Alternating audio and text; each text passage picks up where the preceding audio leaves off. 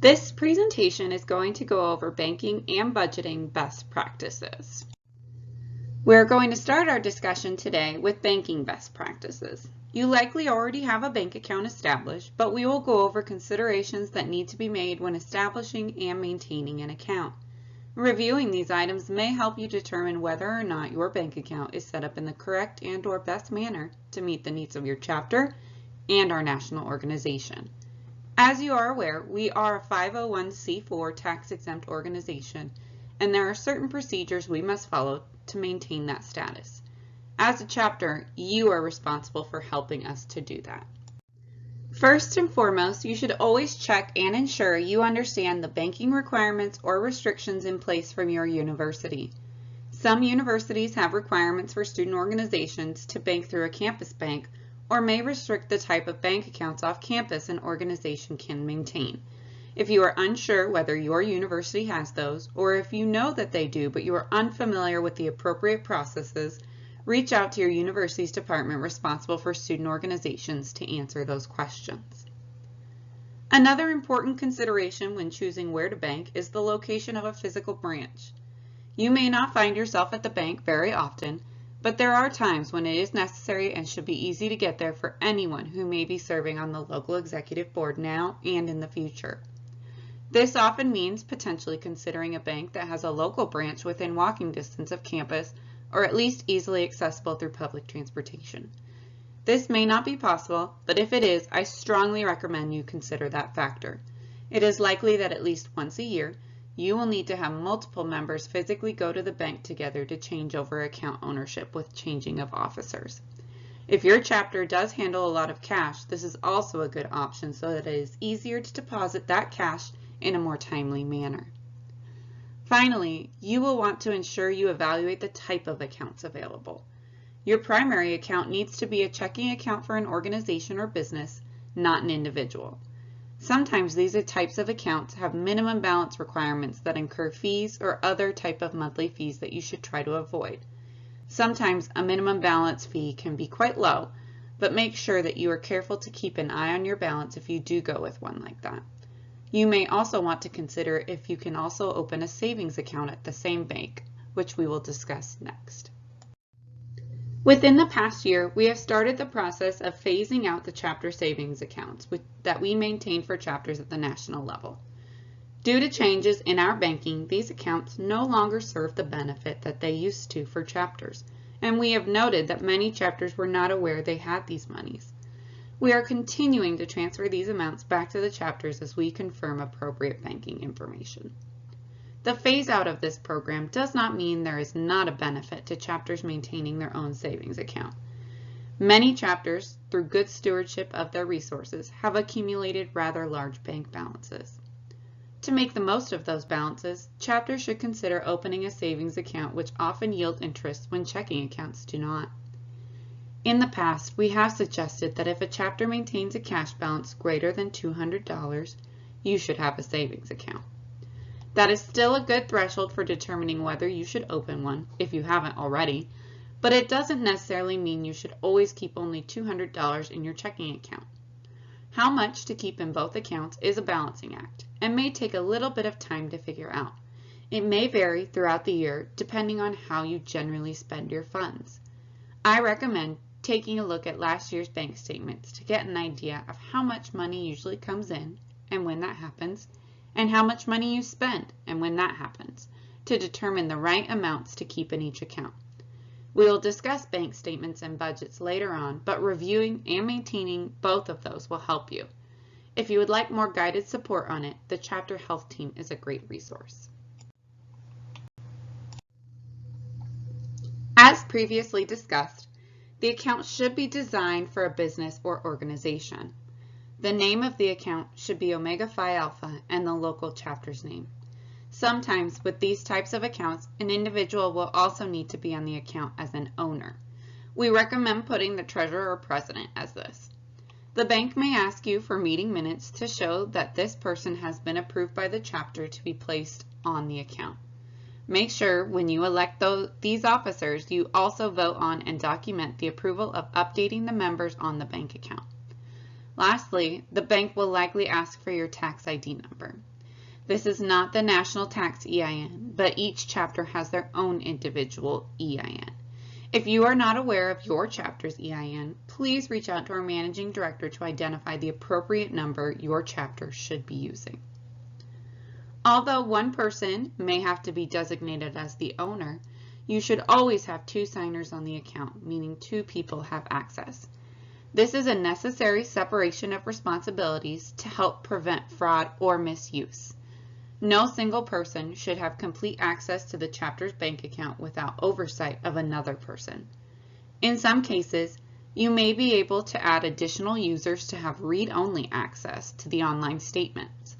This can help to have a third person who can review reconciliations each month and identify potential inappropriate transactions, but cannot initiate transactions themselves.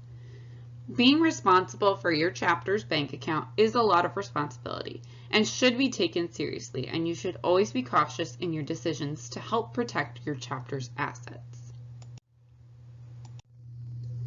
Although it may seem more convenient, limit the number of debit cards associated with the account.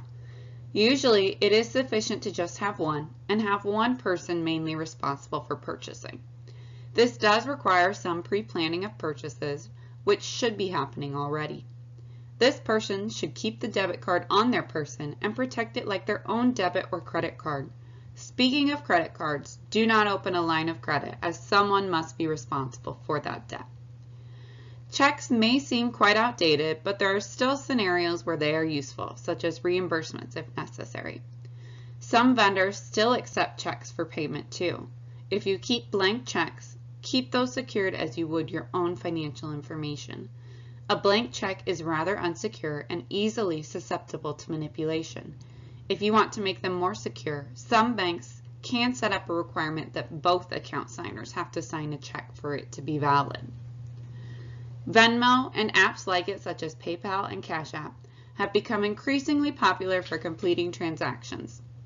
Although they may seem convenient for individuals, they are actually quite difficult to set up appropriately for our organization.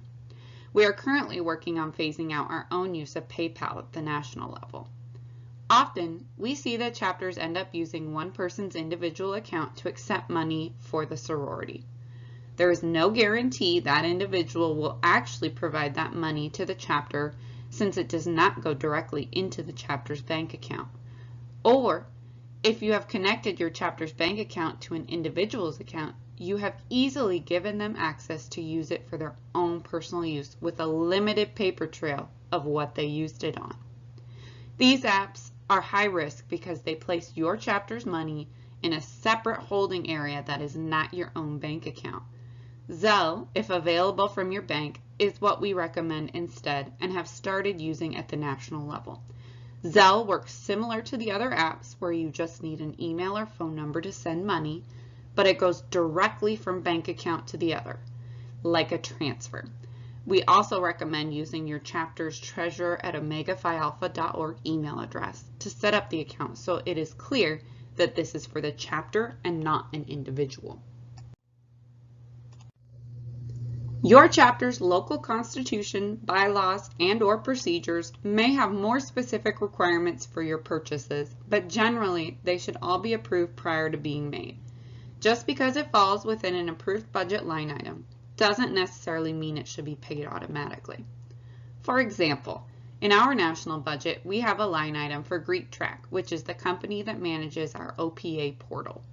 When we get the invoice each semester, we review it to ensure that we were billed correctly prior to making the payment. Having a process for approvals does not have to be a complicated process, but it is important to review and ensure that transactions are reasonable before they are paid for, and that you know what part of the budget they are coming from. In some cases, you may need to reimburse a member for purchases they made.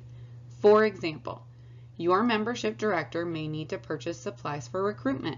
They likely have a budgeted amount they can spend, and throughout the course of recruitment activities, they may make a few purchases, then ask for a reimbursement. In these instances, ensure that expectations are set for what type of supplies are acceptable to purchase for that line item. This might have already been discussed when approving the budget, or if you require the membership director to submit a proposed budget for their own activities. Discussing this before purchases are made will help prevent the chapter being stuck having to reimburse for items they didn't think were appropriate, or to put themselves in a situation to refuse a reimbursement if especially egregious. For larger purchases, generally over $500, you will want to request bids and document those options and why you chose the vendor you go with. For example, you may be looking for event space to rent. You would want to ask at least 3 different places, if possible, to provide you a quote or estimate to decide from. You may choose the lowest price, or there may be other factors that determine you need to choose a different vendor, which is acceptable as long as you document those reasons. Even if it is less than $500, you may want to consider getting verbal quotes from multiple vendors to ensure that you are getting the best deal.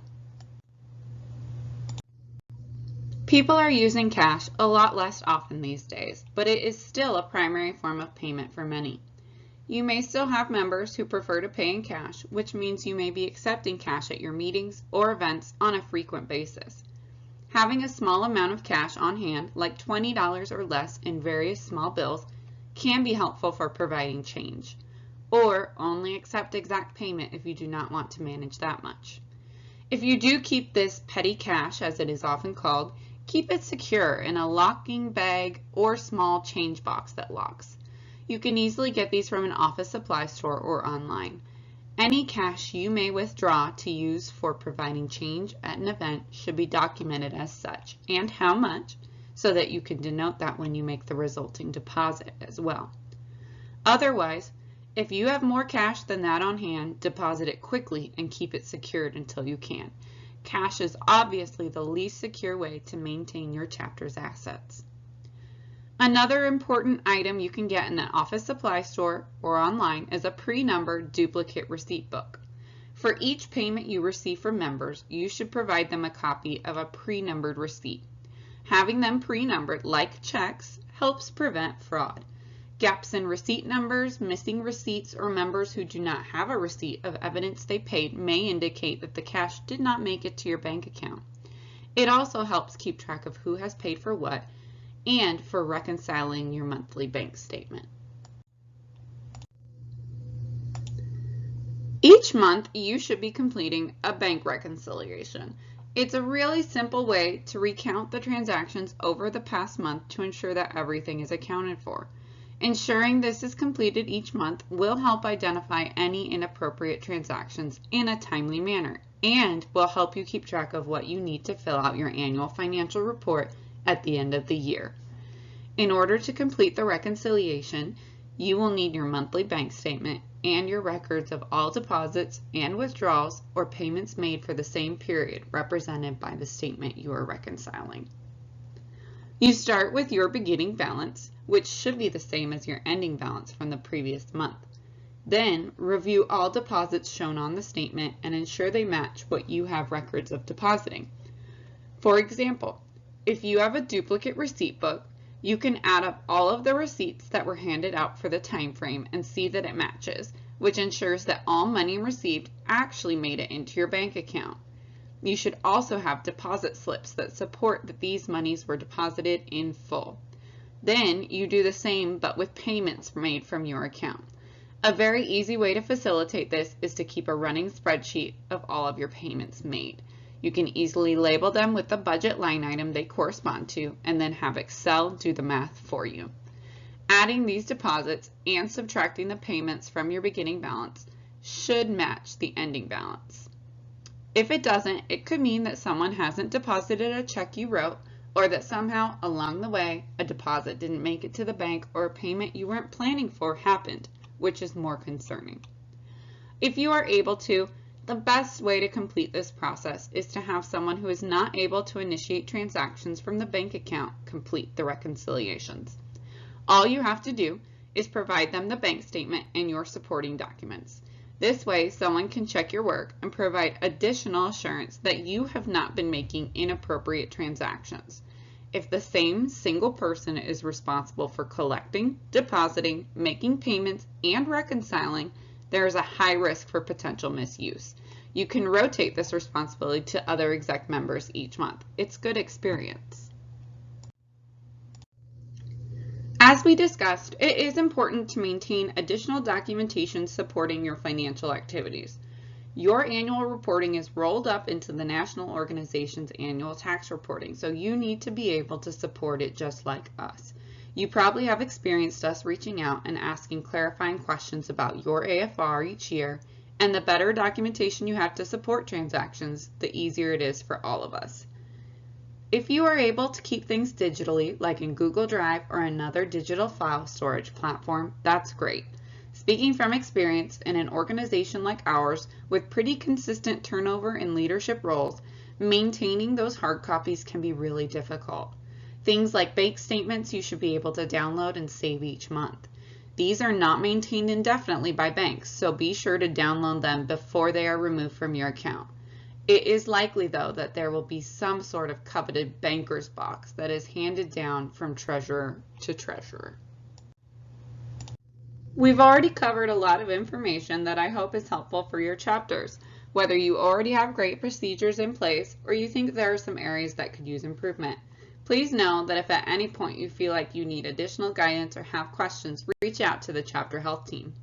Now we are going to go over budgeting best practices, which go hand in hand with good banking practices to make your lives easier in regards to meeting requirements, financial planning and transparency, and managing day-to-day operations of your local chapter efficiently. Just like all members are interested to see how their national dues are used for different priorities and programming, your members want to know the same thing about how you are handling their local dues. Some chapters keep their local dues the same amount each semester. Others calculate out what they anticipate is necessary to cover costs for that semester based on the number of members and update it each semester. Appropriately budgeting can help chapters make decisions about the appropriateness of their local dues costs. Are a lot of members applying for due waivers? Are there additional costs you are expecting this year that it may be better to pull from reserves instead of charging members more? Are you continuing to charge your members far more than is needed to cover your costs each year? And of course, it will help you fill out your annual financial report at the end of the year. You should complete a budget for at least the entire fiscal year, which is from July 1 to June 30th of the following year. It's a bit counterintuitive to a calendar year, but follows the school calendar fairly well. You can also complete a budget on a semester basis if that is easier for your chapter or lines up better with when you elect your exec board. Just remember, you will need to combine those to complete your AFR. Depending on the specifics of your local constitution, bylaws, or procedures, you will want to get this done as early as possible so that when events start happening, you are prepared and members are aware of their budgets. For example, recruitment is often quite early in the year, and your membership director or equivalent positions will likely be interested to know what resources they have available. This will likely require a bit of coordination before school starts, so it's important to plan ahead. Again, refer to your local constitution, bylaws, and procedures for any specific requirements related to who creates and approves the budget, but I would say primarily the president and treasurer are responsible for putting it together.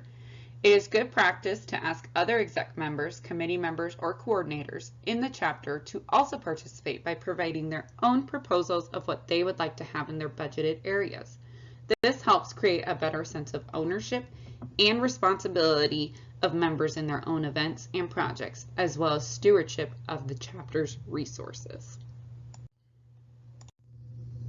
We will discuss in the next slide what the categories on the AFR are, and we will be discussing the AFR more in another presentation. But at a minimum, it is in your best interest to use those categories.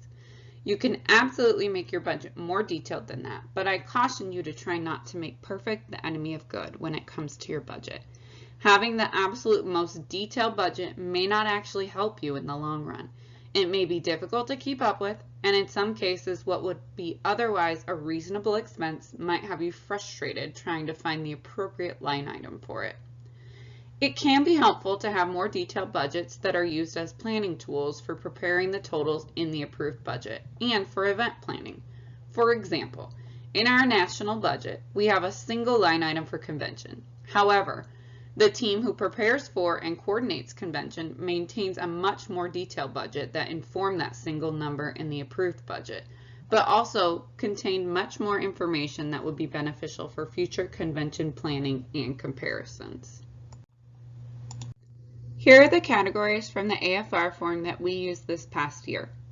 We continue to adapt the form to best facilitate us gathering this information. We will continue to make adjustments in the future, but the categories themselves should stay consistent. For revenues budgeting, the main concern is really local dues. It can be hard to budget for the other items unless you have consistent fundraisers and events you hold each year that you have historical knowledge of. However, we will go over all the categories just to help you get an understanding. Local dues are the main consideration, but also plan for and consider trends related to local dues waivers, as this impacts your expected cash flow. Donations, these are the amounts you receive that is intended to support a different organization. For example, if you are collecting donations for the American Cancer Society. Fundraisers, this is for fundraising that benefits the chapter itself.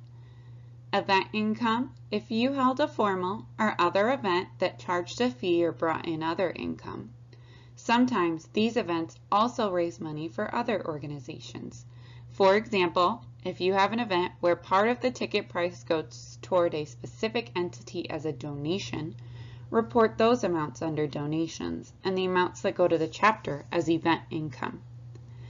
Monies received from the foundation or nationals. It is important to account for these monies separately because they impact our tax reporting when we roll things together. If you receive a grant or other stipends, such as the convention stipends, it should go here. Other, if something else doesn't have a home, it is probably going here. Most common would be interest income you receive on your bank account, if applicable. And if you do a group purchase of apparel or merchandise that individuals pay the chapter instead of the vendor, those monies could go here. For expenses, this is where the majority of budgeting happens. Service program is the cost associated with service projects, most likely supplies. Leadership program are the costs associated with the development and support of your chapter's leaders and any leadership programming you provide to your members. If you have an exec retreat, some of this could be considered leadership development. Professional development activities, unless associated with a specific service project, would be here too. Fellowship, more commonly known as sisterhood program, are the costs for member activities and service to sister activities. Recruitment are separate costs from sisterhood that are specifically tied to recruitment and activities supporting potential new members. Donations made to others. Those donations that we talked about in the revenue section, you need to keep track of the corresponding donation you make. Convention and summit. This includes registration fees paid for delegates and travel costs. Items to sell to members. If you do those bulk orders that then the members pay the chapter for instead of the vendor, the cost of those items would go here. Other materials is a bit of a catch-all for general supplies that might not fit well other places. Administration is day-to-day operational items. Some of the items we discussed earlier in the banking section, like a receipt book or a lockbox, could go here. If you pay for a storage unit, that may go here. Other, again, if you are struggling to find a place for an item, this is another catch-all. You should not have many expenses here, but maybe it is used as a little emergency reserve. It is always good practice to keep your expenses less than your anticipated revenues. This is how you build up a reserve and ensure you don't end up in a situation where you are unable to pay your bills at the end of the semester. However, it is important to consider your current reserve. As discussed earlier, you may have been good stewards of your monies in the past and have built up a large reserve, and you continue to charge local dues for members, and it may be unclear to those members what the plan for the reserves are. Consider what could be done with those monies. Don't blow them all, but there is an opportunity sometimes to provide additional programming for members or set some of that aside to help pay for more members to attend convention in the future. Your local constitution, bylaws, and procedures may dictate whether or not you need to have a completely balanced budget or if there are additional procedures necessary to utilize reserves. Always reach out to the chapter health team if you have questions. Earlier, we discussed keeping a record of the different transactions to help with your bank reconciliation.